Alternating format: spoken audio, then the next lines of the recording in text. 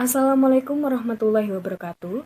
Pada kesempatan kali ini, kami akan mempresentasikan tentang pengambilan resiko dalam berwirausaha. Yang pertama yang akan kami bahas adalah pengertian resiko.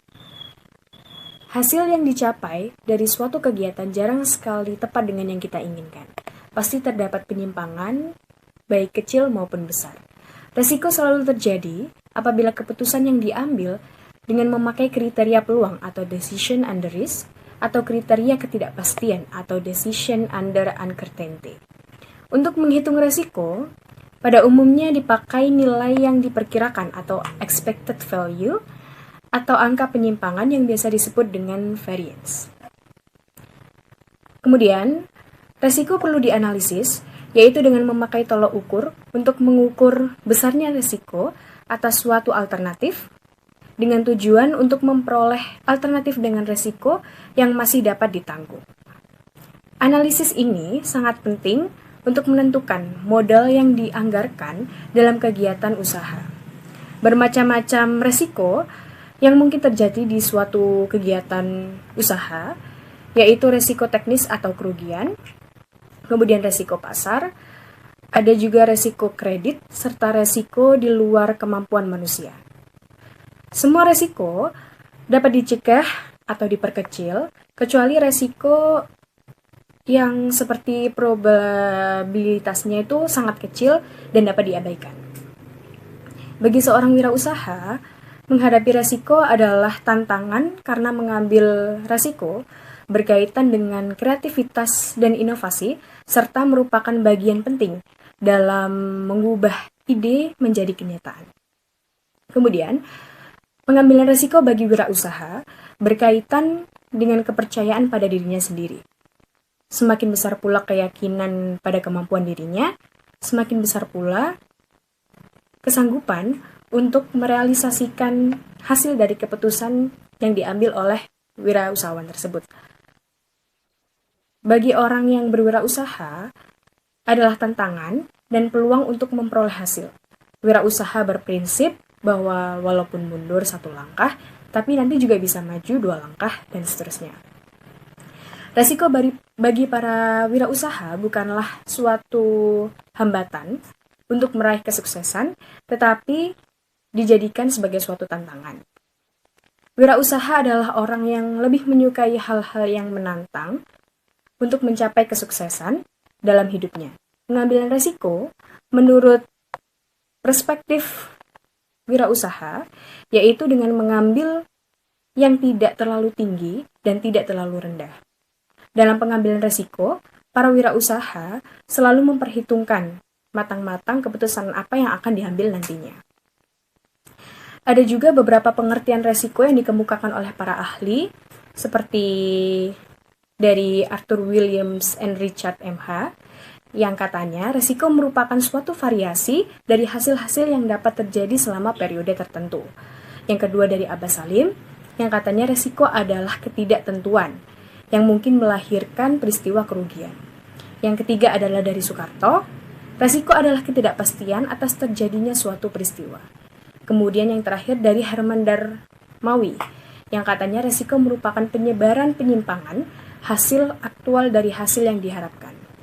Dari pengertian di atas, dapat disimpulkan bahwa resiko adalah sesuatu yang selalu dikaitkan dengan kemungkinan terjadinya keadaan yang merugikan dan tidak diduga sebelumnya. Bahkan bagi kebanyakan orang, tidak menginginkannya. Selanjutnya yang akan dibahas adalah macam-macam resiko. Menurut sifatnya, risiko dibagi menjadi 2, yaitu resiko murni dan juga resiko spekulatif. Risiko murni adalah risiko yang muncul akibat dari sebuah situasi atau keputusan yang konsekuensinya adalah kerugian. Beberapa bentuk resiko yang sering muncul diantaranya adalah yang pertama resiko hilang atau rusaknya aset yang dimiliki yang diakibatkan kebakaran, pencurian, penggelapan, dan sebagainya. Yang kedua adalah kecelakaan kerja pada proses produksi. Yang ketiga adalah resiko akibat tuntutan hukum pihak lain, misalnya keracunan dari makanan yang dijual, atau tuntutan dari konsumen akibat kelalaian kita, dan sebagainya. Kemudian adalah resiko operasional lainnya, dan yang terakhir adalah bencana alam atau force majeure seperti banjir, gempa, angin topan, dan sebagainya. Kemudian resiko spekulatif adalah resiko yang muncul akibat situasi atau keputusan yang konsekuensinya bisa berupa keuntungan maupun kerugian. Contoh resiko spekulatif diantaranya adalah yang pertama resiko perubahan harga. Harga pasar atau suatu produk, jasa, dan juga komoditi dapat berubah-ubah. Ini dapat naik maupun turun terkait dengan perubahan harga input. Jika harga naik, maka perusahaan dapat mengalami kerugian penurunan margin keuntungan. Sebaliknya, jika harga turun, maka dapat mendapatkan suatu keuntungan, yaitu berupa kenaikan margin keuntungan. Assalamualaikum warahmatullahi wabarakatuh. Saya Nur Isnaini. Saya akan menjelaskan tentang macam-macam risiko usaha, bentuk-bentuk kerugian akibat adanya risiko, dan tipologi pengambilan risiko. Pertama-tama, saya akan membahas tentang macam-macam risiko usaha. Macam-macam risiko usaha. Pada saat memulai bisnis, wirausaha biasanya menghadapi risiko bisnis yang besar. Rata-rata kegagalan di antara mereka baru-baru ini cukup mengganggu. 25 hingga 33% usaha kecil mengalami kegagalan dalam 2 tahun pada masa operasinya. Ada bermacam-macam risiko dalam berusaha dan upaya untuk menghindari atau memperkecil risiko dalam berusaha, yaitu yang pertama, risiko teknis. Risiko ini terjadi akibat kekurangmampuan manajer atau wirausaha dalam mengambil keputusan. Risiko yang terjadi diantaranya adalah biaya produksi yang tinggi, pemakaian sumber daya yang tidak seimbang, terjadi pencurian akibat pengawasan yang kurang, dan akibat keteledoran dan kurang kecermatan. Untuk mengatasi hal-hal tersebut, upaya yang bisa dilakukan adalah manajer atau wirausaha menambah pengetahuan tentang keterampilan teknis, terutama yang berkaitan dengan proses produksi yang dihasilkan. Yang kedua, keterampilan mengorganisasi, organizational skill, yaitu kemampuan meramu yang tepat dari faktor produksi dalam usaha mencakup sumber daya alam, sumber daya manusia, dan sumber daya modal. Keterampilan memimpin, managerial skill, yaitu kemampuan untuk mencapai tujuan usaha dan dapat dikerjakan dengan baik dan serasi oleh semua orang yang ada pada organisasi. Membuat strategi usaha yang terarah untuk masa depan, dan mengalihkan kerugian pada perusahaan asuransi dengan konsekuensi setiap saat harus membayar premi yang merupakan pengeluaran tertinggi. Yang kedua, ada risiko pasar. Risiko ini terjadi akibat produk yang dihasilkan kurang laku atau tidak laku di pasar. Produk telah menjadi kuno, yang diperoleh terus menurun dan terjadi kerugian. Akibatnya, penerimaan atau revenue yang diperoleh terus menerus dan mengalami kerugian. Upaya yang dapat dilakukan adalah sebagai berikut. Mengadakan inovasi, yaitu membuat desain baru dari produk yang disenangi oleh calon pembeli, lalu mengadakan penelitian pasar dan memperoleh informasi pasar secara berkesinambungan. Yang ketiga, resiko kredit adalah resiko yang ditanggung kreditor akibat debitur tidak dapat membayar pinjaman sesuai kesepakatan yang ditentukan. Sering terjadi, produsen menaruh produknya lebih dulu dan dibayar kemudian, atau debitur meminjamkan uang untuk usaha tetapi usahanya gagal. Akibatnya timbul kredit macet. Upaya yang dapat dilakukan adalah diantaranya sebagai berikut. Berikan kredit pada seseorang yang dapat dipercaya. Lalu, kemampuan untuk membayar. Hal ini bisa dilihat dari hasil yang diperoleh dari usahanya. Lalu keadaan usaha selama ini apakah menunjukkan tren naik, mendatar, atau menurun? Yang keempat adalah risiko alam. Risiko ini terjadi di luar pengetahuan manusia. Misalnya gempa bumi, angin puyuh, atau kemarau panjang. Kemungkinan bertahannya wirausahawan tetap hidup dalam menghadapi risiko terburuk antara lain, yaitu dengan memperbaiki usaha, dengan memperbaiki tampilan, mengganti personil, melengkapi alat-alat, mengganti strategi pemasaran, atau usaha lainnya. Melakukan alih usaha, yaitu berpindah dari usaha satu ke usaha lainnya, yang memungkinkan. Yang ketiga, pindah alamat. Bisa jadi suatu usaha kurang berhasil akibat karena faktor tempat yang kurang strategis. Dan yang terakhir, mencari investor untuk berinvestasi dengan bagi hasil. Bentuk-bentuk kerugian akibat adanya risiko. Terdapat dua jenis kerugian, yaitu 1. Kerugian langsung dan kerugian tidak langsung. Kerugian langsung yaitu jumlah nominal yang harus ditanggung akibat dampak langsung dari risiko yang dapat terjadi. Dan yang kedua adalah risiko kerugian tidak langsung, yaitu nominal yang harus ditanggung akibat dampak tidak langsung risiko yang terjadi. Misalnya, biaya tambahan, kesempatan investasi yang hilang, dan bermacam kerugian yang lain. Tipologi pengambilan risiko. Tipologi pengambilan risiko pada manajemen. Pada tingkat bawah, perusahaan membutuhkan pekerja-pekerja yang terampil dalam melaksanakan hal-hal yang rutin dan mempunyai sedikit risiko. Pada tingkat menengah, manajer harus lebih banyak kebebasan untuk berinovasi dalam membuat perusahaan kecil dalam prosedur dan fungsi.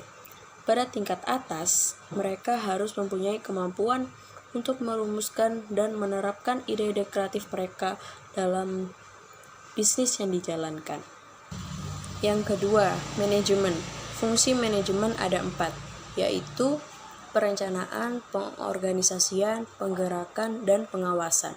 Dengan membatasi komitmen pada waktu tertentu dan pengembangan hanya berlanjut bila risiko yang terjadi yang dinilai untuk fase berikut sebanding dengan jumlah yang akan terkena risiko. Yang ketiga, tahap perencanaan risiko. Petunjuk mengenai tahap perencanaan risiko, yaitu dengan kenali sumber risiko dengan mengidentifikasi sumber risiko, membentuk tim kerja, adakan pembahasan dengan sumbang saran, hindari risiko. Hal-hal yang dapat mencegah sumber risiko secara potensial adalah pertimbangkan bagaimana potensi risiko dapat dibicarakan. Gunakan tenaga ahli untuk pembicaraan. Carilah pengalaman baru dalam menangani masalah. Asuransikan beberapa risiko. Risiko yang tertinggal yaitu kemungkinan risiko yang dulu terjadi lagi. Lalu perencanaan skenario, yaitu dengan dilakukan melihat bahaya yang mungkin terjadi dari faktor yang menyebabkan ketidakpastian. Saya Novita Aryani Susanti ingin menerangkan tentang evaluasi risiko. Beberapa upaya agar berhasil efektif dalam usaha mengurangi waktu meliputi hal-hal berikut.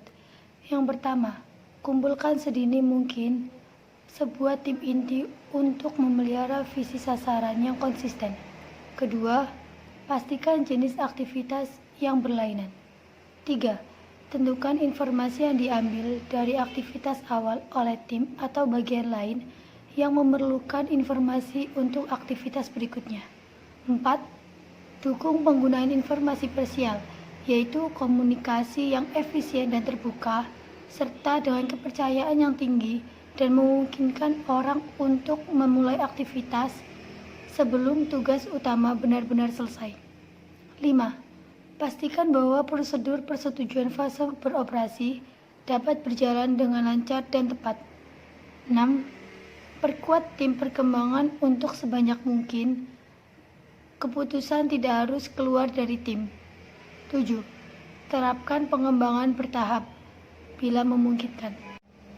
Selanjutnya saya akan menerangkan wirausaha dan pengambilan resiko. Apa itu wirausaha? Wirausaha merupakan pengambil resiko yang sudah diperhitungkan.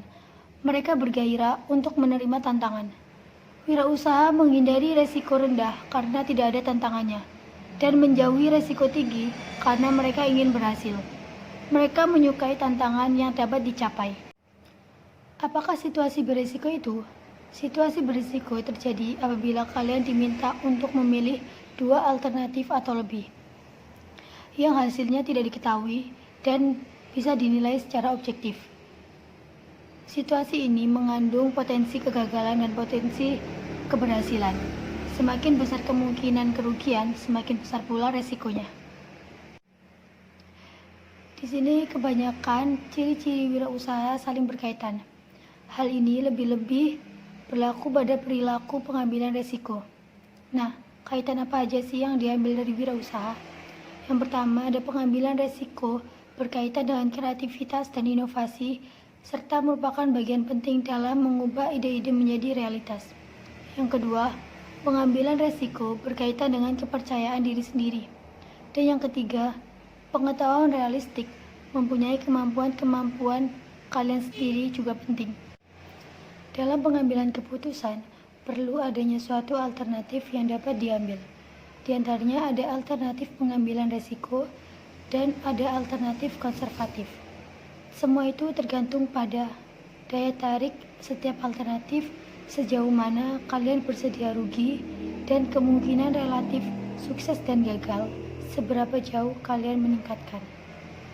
Contohnya, pengambilan resiko dalam hubungan pribadi dengan istri, teman-teman, dan tetangga akan membantu kalian memperoleh pengalaman untuk menilai serta mengambil resiko dan menggelakkan resiko yang kecil ganjaran potensialnya. Mengembangkan ide-ide kreatif. Pengambilan resiko dan kreativitas merupakan ciri penting bagi para wirausaha. Dengan berusaha menjadi lebih kreatif, kalian juga menjadi lebih sadar akan ide-ide yang baik. Maka kalian akan lebih siap mengambil resiko yang perlu untuk melaksanakan ide-ide menjadi produktif. Jangan pernah memaksakan ide kalian kepada seseorang, karena seseorang juga perlu waktu untuk dapat menerima sesuatu yang baru. Untuk mengurangi resiko ditolaknya suatu ide, saran-saran berikut mungkin dapat menolong. Yang pertama, coba utarakan ide kalian kepada teman, saudara, istri, atau kerabat lainnya. Pilihlah tempat dan waktu untuk mengemukakan ide-ide kalian kepada orang lain, dan kemukakan ide-ide kalian sedikit demi sedikit. Pengambilan keputusan serta strategi pengambilan risiko. Pembuatan keputusan merupakan fungsi utama bagi seorang manajer ataupun seorang wirausahawan. Pembuatan keputusan meliputi mengidentifikasi masalah, pencairan alternatif keputusan yang baik, dan lain-lain. Pembuatan diperlukan pada semua tahap kegiatan manajemen, baik pada saat proses pembuatan perencanaan, pada tahap implementasi, ataupun operasionalisasi kegiatan, maupun pada tahap pengawasan yang mencakup pemantauan, pemeriksaan, dan penilaian terhadap hasil pelaksanaan dari rencana agar hasil yang diperoleh sesuai dengan target baik dan jumlah mutu, biaya, serta penggunaan sumber lainnya secara efektif dan efisien. Untuk poin yang selanjutnya, yaitu faktor dan pertimbangan membuat keputusan. Dalam mengambil keputusan akhir, hendaknya seorang wirausaha memperhatikan beberapa faktor.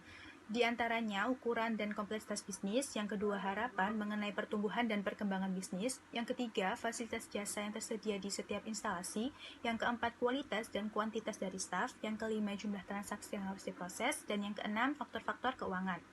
Proses manajemen bisnis seorang wirausaha dapat meliputi bagaimana cara pengembangan ide, pengembangan strategi, lalu pengelolaan orang, juga pengelolaan sistem untuk menjamin perkembangan usaha tersebut. Sukses atau tidaknya suatu usaha dapat dilihat dari cara kita mengelola sumber daya manusia, sumber daya uang, pelanggan, juga waktu yang kita gunakan. Untuk selanjutnya, kepribadian dan sikap dari wirausaha itu sendiri yang akan menentukan keputusan apa yang diambil dan apakah keputusan tersebut berdampak baik atau tidak bagi usahanya. Dengan membuat keputusan dan melaksanakannya, diharapkan seorang wirausaha dapat memonitor secara efektif dan efisien apakah penerapan dari keputusan tersebut berakibat baik atau tidak terhadap usahanya. Lalu terdapat beberapa faktor dan pertimbangan yang dapat digunakan dalam mengambil sebuah keputusan. Yang pertama yaitu faktor membuat keputusan, di mana kita harus mengetahui faktor-faktor apa saja yang berdampak terhadap keputusan yang kita ambil. Lalu yang kedua ada faktor orang. Bagaimana dampak dari keputusan tersebut terhadap orang-orang yang terlibat. Ada juga faktor psikologis yang melibatkan emosional, kekecewaan, dan perasaan kejiwaan yang lainnya. Lalu yang keempat ada faktor fisik, di mana dalam mengambil sebuah keputusan dibutuhkan tindakan fisik. Yang kelima ada faktor sasaran, di mana dalam mengambil keputusan sasarannya harus tetap sesuai dengan tujuan yang ingin kita capai. Lalu ada faktor waktu, di mana dalam mengambil keputusan harus dilakukan dengan waktu yang efektif dan efisien. Dan yang terakhir ada faktor pelaksanaan yang merupakan follow up dari setiap keputusan yang telah diambil. Lalu yang terakhir ada pertimbangan membuat keputusan usaha, di mana didasarkan atas beberapa hal. Yang pertama ada keputusan yang akan diambil, di mana kita harus tahu apa manfaatnya, bagaimana pelaksanaannya, dan siapa saja orang-orang yang terlibat di dalamnya. Lalu yang kedua ada tindakan-tindakan, di mana yang pertama ada tindakan untuk menilai data-data, meliputi mencari sebab pokok persoalan, lalu memilih data yang benar dan tepat. Lalu untuk tindakan kedua yaitu memilih data-data, di mana di sini digunakan untuk mencari alternatif atas persoalan masalah. Misalnya mencari sebab persoalan pokok, lalu memikirkan kemungkinan untuk memecahkan suatu masalah dengan alternatif jalan yang lain, dan juga memformulasikan faktor-faktor yang berhubungan antara yang satu dengan yang lainnya. Lalu hal selanjutnya yang perlu dipertimbangkan yaitu konsekuensi pilihan, di mana terdapat beberapa konsekuensi atas pilihan yang diambil. Misalnya ada usaha untuk menilai tiap-tiap pilihan. Lalu yang kedua ada usaha untuk meramalkan apa yang terjadi apabila alternatif lain yang digunakan. Lalu yang terakhir ada tindakan pelaksanaan, di mana ini merupakan usaha untuk menindaklanjuti sesuatu yang telah ditentukan. Misalnya yang pertama, menetapkan langkah-langkah dalam tindakan. Lalu yang kedua, pemikiran langkah-langkah untuk melaksanakan keputusan yang telah diambil. Lalu yang ketiga, membuat keputusan terakhir. Yang keempat, jika mampu mengambil keputusan dalam batas waktu yang masuk akal, maka kemungkinannya akan besar untuk bisa mengambil untung di peluang-peluang bisnis yang lain. Lalu yang kelima, semakin banyak pengalaman dalam mengambil keputusan, maka kepercayaan diri akan semakin besar dan semakin berorientasi pada tindakan. Dalam pembuatan keputusan, keraguan-raguan atau ketidaksetujuan sebenarnya masih diperlukan. Misal yang pertama, merangsang daya imajinasi untuk mendapatkan jawaban yang benar terhadap suatu masalah. Lalu yang kedua, memperkaya alternatif-alternatif untuk melahirkan keputusan yang lebih mantap. Lalu yang ketiga, memungkinkan penerimaan bersama terhadap keputusan yang akan diambil. Terdapat beberapa syarat agar wirausaha dapat membuat keputusan yang lebih efektif dan efisien. Yang pertama, keterampilan dalam kepemimpinan, lalu keterampilan dalam manajerial, dan keterampilan dalam bergaul. Di dalam kegiatan usahanya, seorang wirausaha pasti tidak akan lepas dari resiko yang akan dihadapinya, sehingga dapat menghalau jalannya usaha tersebut. Oleh karena itu, diperlukan kemampuan dalam menghadapi resiko dan metode pengambilan resiko. Sekian presentasi dari kelompok kami mengenai pengambilan risiko. Kurang lebihnya mohon maaf. Wassalamualaikum warahmatullahi wabarakatuh.